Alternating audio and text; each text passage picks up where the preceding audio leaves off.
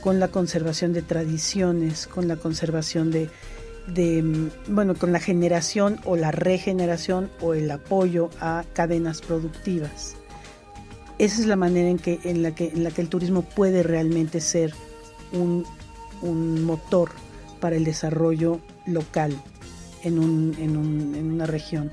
Y esto, nosotros se nos va un poco por nuestra formación como administradores, se nos va de la mano o se nos va de la visión el hecho de que lo que necesitamos como países que reciben turismo, necesitamos que ese turismo beneficie a nuestras comunidades, y ese beneficio no solamente debe ser un beneficio relativo, un beneficio que no dé certeza. Tiene que ser un beneficio real y un beneficio directo. Y eso implica, pues, un poco lo que les estoy diciendo, esta conservación de los métodos de cultivo, del cultivo de los ingredientes locales y de la promoción y de la puesta en valor de los significados culturales que tiene la alimentación en nuestras regiones. Entonces, el turismo comunitario tiene que ver, sí, con el negocio turístico, pero tiene mucho más que ver con, por lo menos para nosotros que recibimos turismo, tiene muchísimo más que ver con la generación y la creación de cadenas productivas que vayan hasta el último campesino de la región, ¿no? Gerda, cuéntanos si pues, tienes algún conocimiento de la política, cómo fue este proyecto de Pueblos Mágicos. ¿Tienes acercamiento con ese programa de Pueblos Mágicos? Porque te cuento, nosotros en Colombia tenemos un programa también que es, digamos, los pueblos patrimonio, ¿cierto? Y hay una red de pueblos patrimonio. Digamos que yo no había, en el momento en que yo estuve en México, muchas de las ponencias que yo vi en el evento era sobre diagnósticos o sobre estudios de si ese programa de pueblos mágicos realmente estaba proporcionando a la comunidad esa promesa que se les había hecho a los pobladores de que ese proyecto pues les iba a llegar turismo, el desarrollo, que esos pueblos, como eran tan bellos, tenían un valor excepcional para ponerlos en producto turístico, y yo tuve la sensación de que eran más las quejas que como que eran más las expectativas, que realmente como que el programa no había llenado las expectativas que en los pueblos tenía. Y yo me traje esa sensación, porque cuando tenemos un territorio de 47 municipios con una declaratoria de la UNESCO y todos tienen esa expectativa. Entonces yo sí me vine con querer saber más sobre el programa de pueblos mágicos. Sí, lo conozco bien, el programa. He estudiado las reglas de operación, he tenido contacto bastante cercano con el proyecto y con muchos de los pueblos, como turista. Y es interesante porque ser turista como turismólogo es muy distinto.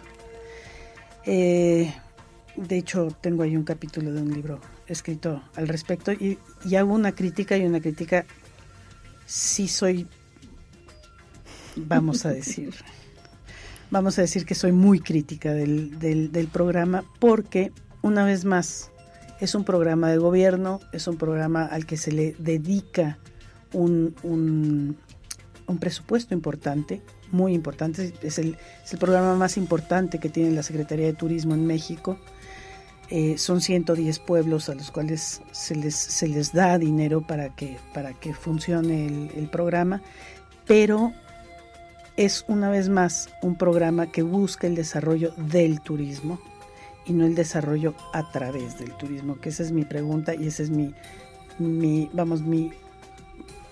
es lo que me guía a mí en el estudio, en la docencia y en la práctica, ¿no? Para mí lo que yo tengo que buscar, o lo que yo quisiera poner sobre la mesa, es cómo hacemos para que podamos desarrollarnos a través del turismo, no solamente desarrollando al turismo. Uh-huh. Y el programa Pueblos Mágicos tiene la intención de hacer de estos pueblos destinos turísticos, pero son destinos turísticos que solamente buscan, bueno, el programa busca un mejoramiento de la imagen del pueblo, pero solamente el centro histórico, ¿sí? Y después de 4 cuadras te encuentras con un pueblo totalmente abandonado. Entonces, esa parte es cuestionable.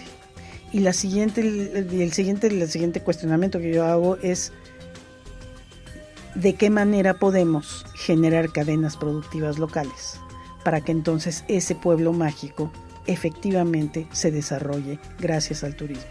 Y una de las cadenas productivas más importantes o que generan más consumo es la gastronomía. Entonces, por allí va un poco mi crítica al programa. No está planteando un desarrollo integral de los pueblos, está planteando únicamente una mejora de la imagen urbana y un apoyo a los empresarios. No es un apoyo o un fomento al consumo local y al consumo justo, o sea, el comercio justo. Y eso es lo que se necesita realmente para que esto funcione.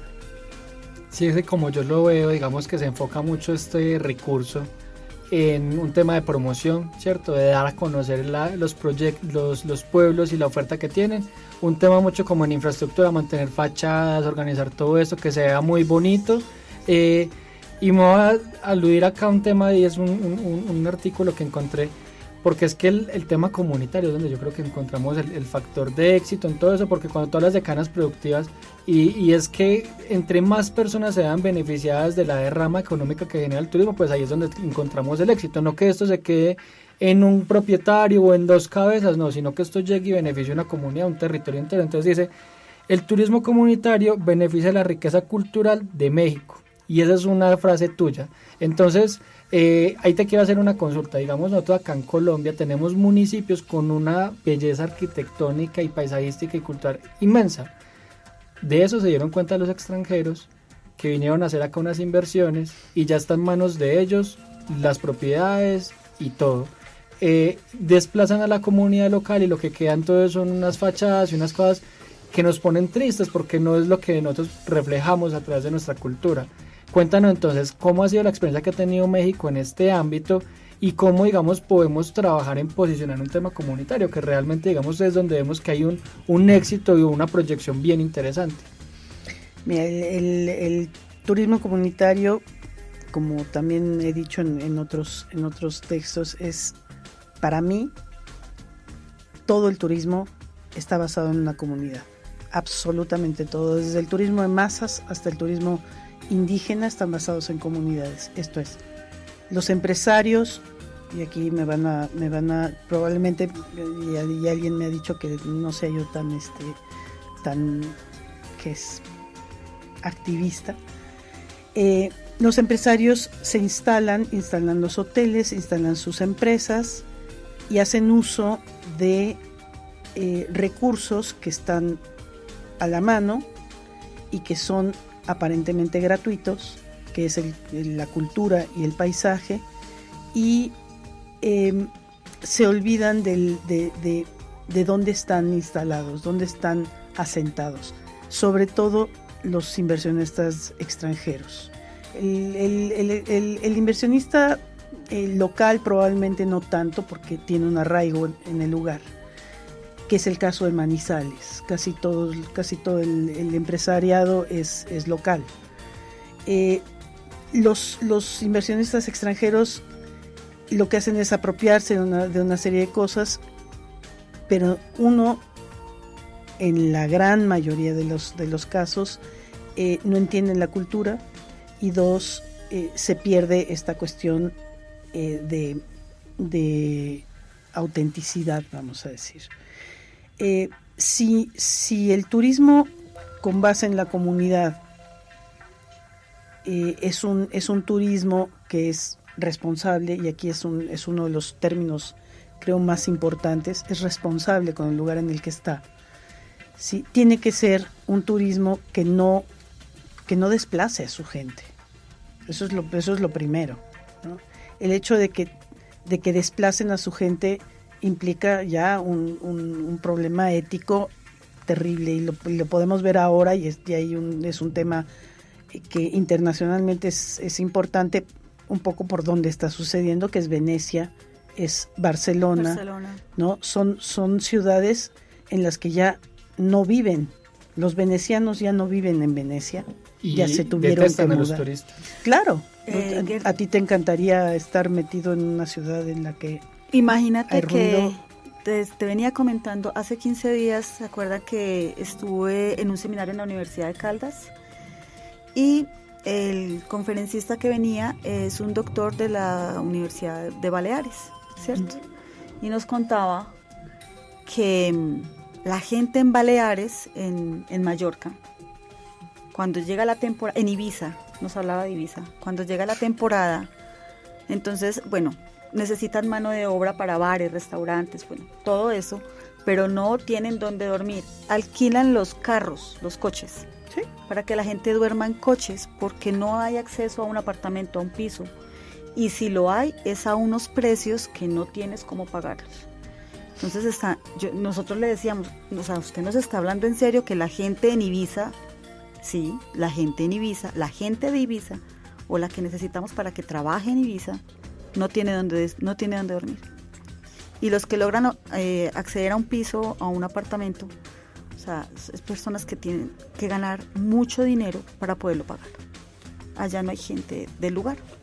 Y ahí la pregunta es, ¿ese turismo es sostenible? No, el caso que nos vino a traer era ese precisamente. O sea, no es nada, ni siquiera la palabra sostenible, es un turismo inhumano.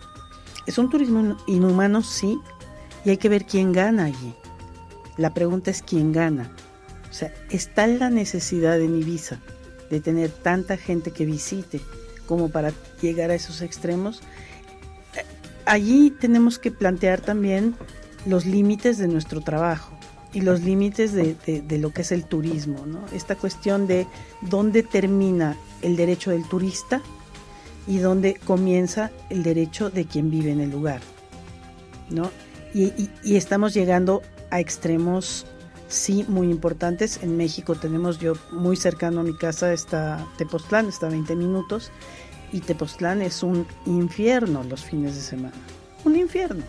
O sea, los tepoztecos simplemente no salen de su casa. ¿Y qué hay en Tepoztlán? Tepoztlán es un pueblo mágico, ¿no?, en donde ahora se vende alcohol en la calle, en donde, o sea, se convierte el fin de semana en un tianguis o en un mercado, ¿sí?, en donde no puedes circular, los coches no pueden circular. Si quieres cruzar la ciudad, la tienes que cruzar en 1 hora y media. Es un pueblito pequeñísimo. Voy entre semana y uno cruza en 5 minutos. O sea, es realmente, o sea, vale la pena tener tanta gente en un lugar, ¿a cambio de qué? Y aquí sí la pregunta es, ¿la calidad de vida de veras es mejor? De la gente que vive allí, estamos hablando de la comunidad que vive ahí. Eso es turismo basado en comunidad.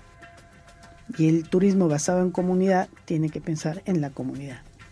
Entonces, yo creo que tiene mucho que ver con planeación, tiene mucho que ver con entender qué tipo de flujos de turistas queremos, qué tipo de turista queremos en nuestro destino, y diseñar y planear de acuerdo al tipo de turista que uno quiere que esté.